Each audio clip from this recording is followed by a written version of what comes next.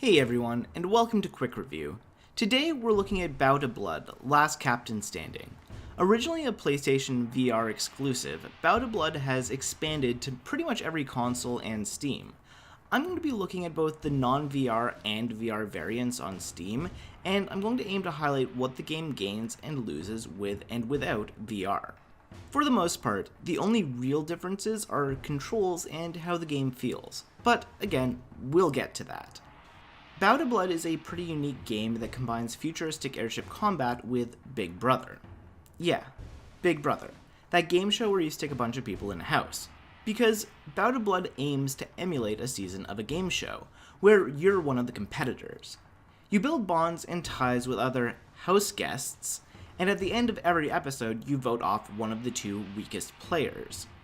There's collusion, backstabbing, and just generally building alliances that you can reap rewards from in the form of weapons and extra ammo. This all eventually culminates in a season finale where you and the two remaining competitors battle it out. However, first in the finale, you run through a gauntlet that is either easy or difficult based on how much the eliminated competitors liked you.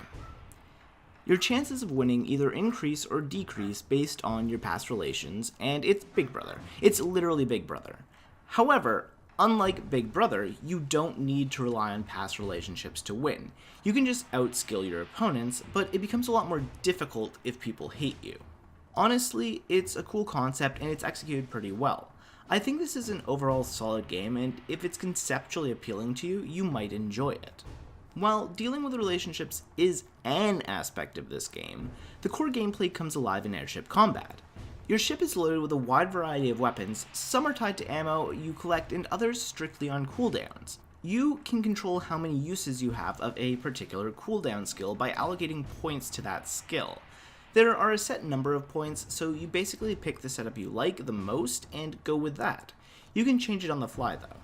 Speaking of changing things on the fly, your ship also comes with a crew. You can move your crew around and allocate them depending on what you need at any given point in time. Do you want to move a little bit faster? And trust me, you will. Then throw a crew member on the engines. Do you need a little bit more shielding? Put a crew member on shields to charge them to maximum capacity. There are a lot of options and configurations you can build around your ship, so you'll probably want to experiment with different setups depending on the mission or situation you're presented with. The actual combat in this game is pretty fluid. There are a wide variety of enemies, and some enemies require different strategies to beat. You can't always sit back and fire your main cannons at things. Sometimes you'll need to quickly fly around an enemy to get past their shields. Other enemies might require you to disrupt their systems with drones to cancel a charged attack or to get a few shots in and take them down. Sometimes, flying your ship around can feel really slow, especially on missions where you're either racing against time or exploring for treasure. That's probably the most negative thing about the gameplay. Even when you're moving at max speed with your crew on the engines, it can still feel slow and sluggish. There are a few different types of missions as well, and each one feels somewhat unique. There are races, boss fights, exploration missions, and sometimes you're hijacking loot from a train. There's a lot of variety. Anyways, let's take a look at the non-VR PC version of the game. Unlike most games that are ported from non-VR to VR, Bout of Blood was largely ported from VR to non-VR, and it shows. It's been a really long time since I've had to navigate through a PC game's menus with keys instead of my mouse. In fact, your mouse is basically just used to aim and to look around the waiting room between days of competition. From there, we jump into combat controls, and it's a little bit better. The controls took a lot of getting used to. There is a lot of button holding to change weapons. It's honestly really frustrating at first, because it feels like the keyboard controls are actually still designed for an analog stick. You know what? I think this game was meant to be played with a controller, and if you're trying to use a mouse and keyboard, it was just an afterthought from the developers. Either ways, the gameplay is still solid, and aiming with a mouse works pretty well. The negatives to the control are something you don't have to interact with regularly, and it's honestly not the end of the world. Honestly, the PC version of the game feels like a port, but when you're actually playing the game as opposed to being in the menus or the dialogue, it feels like an enjoyable and solid experience. It's not perfect, but it's a decent enough effort. Alright, it's VR time. the VR in this game feels pretty solid.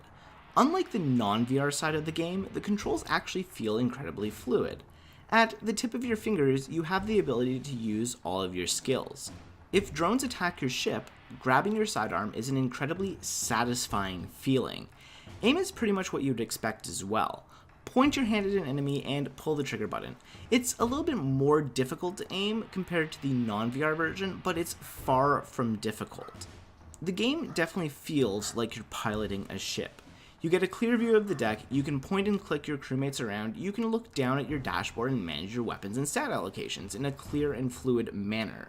Honestly, even just pulling the warp drive lever felt awesome in VR. When I look at games that are both VR and non-VR, I have to ask myself, does the VR side of things actually add anything, or does it just put you inside the game? In this case, I feel like the VR actually added to the game. It made it feel more immersive. The controls were clearly designed with VR in mind first, and this is a solid VR game that puts you behind the wheel of an airship. And that's Bow to Blood. At this point, I still don't know why it's called Bow to Blood, because I never saw any blood, and nobody seems capable of dying. But you know what? Who cares? All in all, it was a solid non-VR experience, not the best game I've ever played, but incredibly unique and solid. Now, from the VR side of things, I think this game is great. It does an amazing job of making you feel like you're captaining this ship and immerses you in the world it creates. I personally don't think there are that many great VR games out there which aren't non-VR ports, and I think Bow to Blood is genuinely a solid VR experience. If you can, I'd suggest playing this in VR, but if you can't, it's still a good game. Bow to Blood is also one of those endless games where you can keep replaying it for a different experience. You'll come up against different pilots, you'll notice some repeating dialogue, and generally speaking, you'll get better at understanding the mechanics of the game as you go along. So, if you felt like Big Brother and Airships needed to have a child, you'll probably get a lot of enjoyment out of this game. And don't forget, this is just in my opinion. If you disagree with something I've said, feel like I left something out, or just want to suggest a game for me to review in the future, leave a comment. Otherwise, thanks for watching, and check back weekly for more reviews.